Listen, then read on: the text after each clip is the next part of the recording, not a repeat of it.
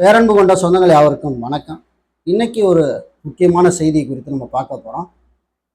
வணிக வரி மற்றும் பதிவுத்துறை அமைச்சர் திரு லோகேஷ் ஒரு முக்கியமான விஷயத்த பேசியிருக்காரு, சொல்லியிருக்காரு. என்ன அப்படின்னா, பதிவுத்துறையில் இணைய வழியில் வருகை இல்லா ஆவணப்பதிவு அப்படிங்கிற ஒரு புதிய மாற்றத்தை நாங்கள் கொண்டு வந்திருக்கோம் அப்படிங்கிறத சொல்லியிருக்காங்க. ஏற்கனவே இது குறித்த அறிவிப்பு வந்துருந்துச்சு, நம்ம பார்த்துருந்தோம். ஸோ 9 விதமான ஒரு பாயிண்ட்டை சொல்லி இதெல்லாம் புதுசாக நாங்கள் மாற்றிருக்கோம் அப்படிங்கிறத அறிவிச்சிருக்கிறாங்க. அதற்கான ஒரு முழு தகவலையும் தான் இன்னைக்கு இந்த வீடியோவில் நம்ம இப்போ பார்க்க போகிறோம். இப்போ தான் நம்ம சேனலை முத பார்க்குறீங்கன்னா மறக்காமல் சப்ஸ்கிரைப் பண்ணி சப்போர்ட் பண்ணுங்கள். இது போன்ற பதிவுகள் உங்களுக்கு தொடர்ந்து வரணும் அப்படின்னு நினச்சா பெல்லைக்கானை கிளிக் பண்ணி வச்சுக்கோங்க. அப்போ தான் நோட்டிஃபிகேஷனில் தகவல் உங்களுக்கு உடனடியாக வந்து சேரும். சரி, வாங்க வீடியோக்குள்ளே போகலாம்.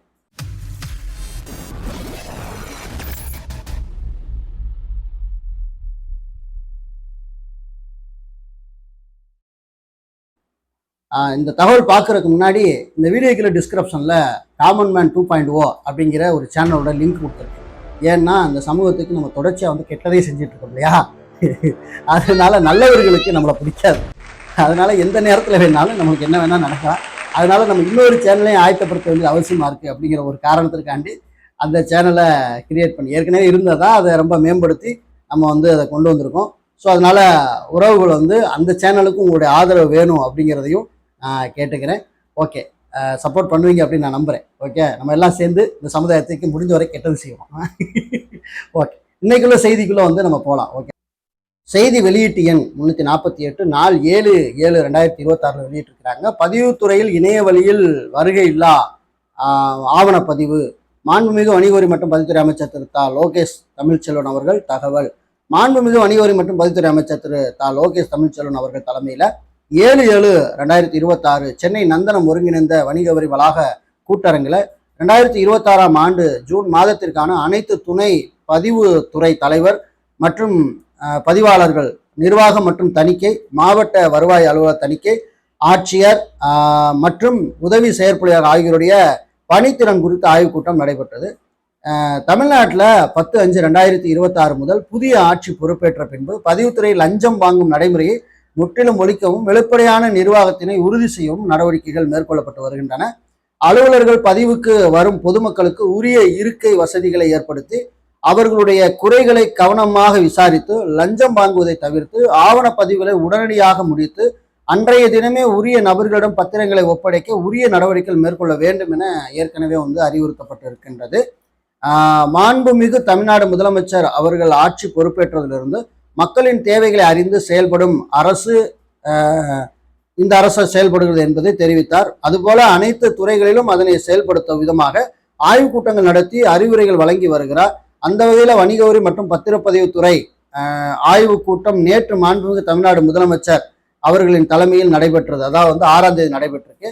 இதனைத் தொடர்ந்து 7/7/2026 முதல் எனது தலைமையில் பதிவுத்துறை ஆய்வுக் கூட்டம் நடைபெற்றது. தற்பொழுது அரசு பொறுப்பேற்ற குறுகிய காலத்திலேயே சார் பதிவாளர் நிலை அலுவலர்களுக்கு மாறுதல் ஆணைகள் பிறப்பிக்கப்பட்டு வருகின்றன. 10/5/2026 முதல் நாளது வரை 259 சார் பதிவாளர்களை பொறுத்து மாறுதல் ஆணைகள் பிறப்பிக்கப்பட்டிருக்கின்றன. இதன் மூலம் 249 சார் பதிவாளர்கள் அலுவலகங்களில் உள்ள காலி பணியிடங்கள் மட்டுமல்லாமல் 10 நிர்வாக சார் பதிவாளர் பணியிடங்களுக்கும் நிரப்பப்பட்டிருக்கின்றன. மேற்கண்ட மாறுதல் ஆணைகள் அனைத்தும் பணியாளர்களின் கோரிக்கையை அடிப்படையாக கொண்டும் வெளிப்படை தன்மையுடனும் சார் பதிவாளர்களின் திறன் அடிப்படையிலும் மேற்கொள்ளப்பட்டுள்ளன. தமிழ்நாட்டில் அதிக வருவாய் ஈட்டும் அலுவலகங்கள் மற்றும் பெருமளவில் ஆவணப்பதிவு மேற்கொள்ளப்படும் அலுவலகங்களில் நிரந்தர சார் பதிவாளர்கள் பணி அமர்த்தப்படுவதை உறுதி செய்யும் விதமாக இம்மாறுதல் ஆணைகள் பிறப்பிக்கப்பட்டிருக்கின்றன. இதன் மூலம் சார் பதிவு அலுவலகங்களை பொதுமக்கள் சிரமமின்றி தங்களது சேவைகளை பெற்றுக்கொள்ள வழிவகை செய்யப்பட்டிருக்கிறது. பணி மாறுதல் தொடர்பான அனைத்து விதிமுறைகளையும் முறையாக கடைபிடிக்கும் நிர்வாக நலனை முன்னிறுத்தியும் நிரூபிக்கப்பட்டுள்ள இம்மாறுதல் ஆணைகள் நிர்வாகத்தின் வெளிப்படை தன்மையை நிலை நிறுத்திட வழிவகுக்கின்றது அப்படின்னு சொல்லியிருக்காங்க. மேலும் பதிவுத்துறையில இணையவழி வருகை இல்லா ஆவணப்பதிவு கட்டாயமாக்கல் தொடர்பான அறிவிப்பு, இந்த அறிவிப்பு வெளியிடப்படுகிறது.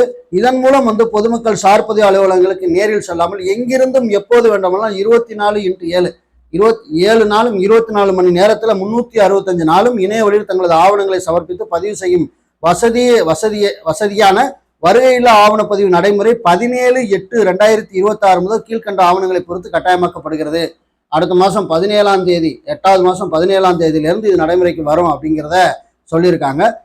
இதில் 2 விஷயம் சொல்லியிருக்காங்க. ஒன்று, முதல் விற்பனை மனை. 2வது பார்த்தீங்கன்னா முதல் விற்பனை அடுக்குமாடி குடியிருப்பு. இது 2ஐயும் மேற்கோள் காட்டியிருக்காங்க.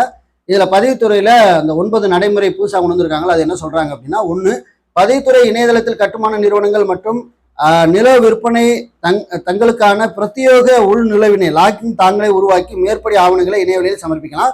2, ஆவணத்தை எழுதி கொடுப்பவர், எழுதி பெறுபவர் மற்றும் சாட்சிகள் விவரங்கள் மற்றும் ஆதார் அட்டை மேலாட்டம் செய்ய வேண்டும். 3, ஆவணதாரர்கள் மற்றும் சாட்சிகளின் புகைப்படம் எடுக்கப்பட்டு கைரேகை அல்லது கருவிழி படலம் வழி ஆதார் சரிபார்க்கப்பட வேண்டும். 4, இணையவழி கட்டணம் செலுத்தி இணையவழியிலே சம்பந்தப்பட்ட சார்பு அலுவலகத்துக்கு நேரில் செல்லாமல் ஆவணத்தை தாக்கல் செய்யலாம். 5, ஏதேனும் கூடுதல் தகவல் தேவைப்படினும் சார்பத இணையவழியிலே கோரும் தகவலுக்கு 30 நாட்கள் பதிலளிக்கலாம். 6, சமர்ப்பிக்கப்பட்ட அன்றே அல்லது அடுத்த வேலை நாட்களுக்குள் பதிவு செய்யப்பட்ட ஆவணம் மற்றும் கட்டண ரசீது சம்பந்தப்பட்ட சார்பதிவாளரின் மின் கையொப்பத்துடன் ஆவணதாரருக்கு இணையவழியிலே அனுப்பி வைக்க வேண்டும். 7, பதிவு செய்யப்பட்ட 60 நாட்கள் வரை பதிவு செய்யப்பட்ட ஆவணத்தை பதிவிறக்கம் செய்து கொள்ளலாம். பதிவு செய்யப்பட்ட 60 நாட்கள் வரை பதிவு செய்யப்பட்ட ஆவணத்தை பதிவிறக்கம் செய்து கொள்ளலாம்.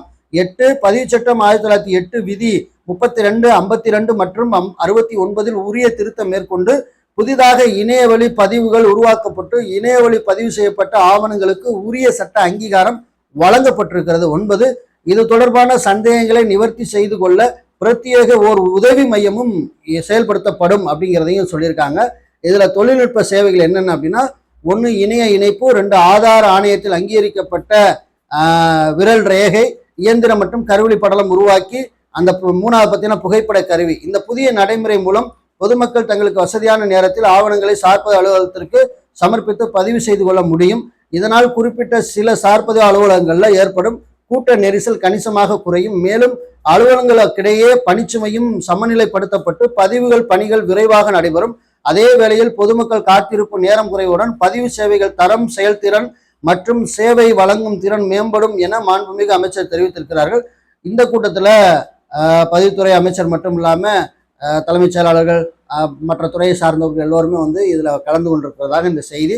ஸோ இந்த செய்தி மூலம் என்ன சொல்லியிருக்காங்க அப்படின்னா, அடுத்த மாதம் 17ஆம் தேதியிலேருந்து இந்த இணையவழி பதிவு நீங்கள் வீட்டில் இருந்தே இணையவழி பதிவு அடுக்குமாடி குடியிருப்பாக இருந்தாலும் சரி, புதிய மனை நீங்கள் அந்த பிளாட்டாக இருந்தாலும் சரி, அதை நீங்கள் முதல்ல விற்பனை செய்வதற்கு நீங்கள் இங்கே சார்பு அலுவலகம் தேவையில்லை, வீட்டில் இருந்து நீங்கள் அதை செஞ்சு கொள்ளலாம் அப்படிங்கிற இந்த நடைமுறை ஒரு 9 பாயிண்ட் சொல்லியிருக்காங்க. அந்த 9 பாயிண்டை நீங்கள் கவனமாக நீங்கள் பார்த்து நடந்து கொள்ளும்படி அன்போடு கேட்டுக்கொள்ளுங்கள். இந்த வீடியோக்களை டிஸ்கிரிப்ஷனில் இந்த செய்தி இருக்குது, உறவுகள் நீங்கள் எடுத்து பயன்படுத்திக் கொள்ளுங்கள். மீண்டும் நல்லதோடு உங்களை வேற சந்திக்கிறேன். நன்றி, வணக்கம்.